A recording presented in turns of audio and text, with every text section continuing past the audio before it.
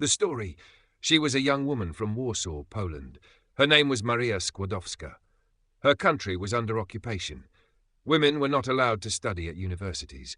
Her family was poor, so poor that even buying books was a struggle. At night, Maria studied in secret. She attended underground classes. During the day, she worked as a private tutor to save money. She had only one goal: to escape limitation through science. Years later, with all her savings, she moved to Paris. She barely spoke French.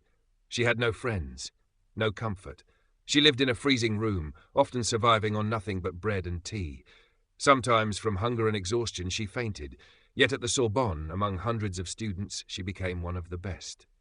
In the same city lived a man named Pierre Curie, a quiet scientist, introverted, so devoted to research that he had never thought much about love or marriage. His life was simple: home, laboratory, ideas. One day, a mutual friend introduced them. Their first meeting was not dramatic. No sparks, no romance, just conversation. About physics, about magnetism, about why truth matters more than fame. Later, Pierre wrote, "For the first time I met someone whose mind worked like mine." They began working together for long hours.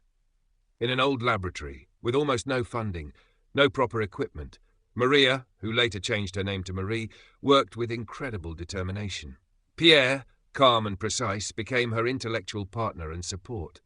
Their love did not begin with a glance. It began with collaboration.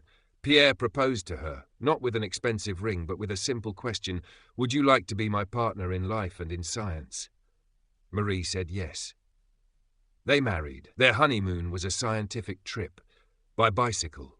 They lived simply: simple clothes, a small home, a laboratory that looked more like a storage room.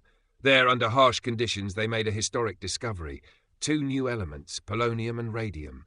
Years of exhausting work, burned hands, weakened bodies, unaware of the dangers of radiation. In 1903, they received the Nobel Prize in Physics, together with another scientist. But their happiness did not last.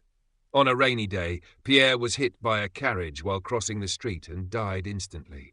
Marie collapsed. She lost not only her husband, but her intellectual soulmate. For months, she could not work. Then she returned to the laboratory, not for herself, but to continue the path they had built together. She became the first woman professor at the Sorbonne. Later, she received a second Nobel Prize, this time in chemistry. The only person in history to win Nobel Prizes in 2 different scientific fields. Who was this story about? Marie Curie and Pierre Curie, a real love story, not built on words, but on standing side by side through hardship, sacrifice, and purpose.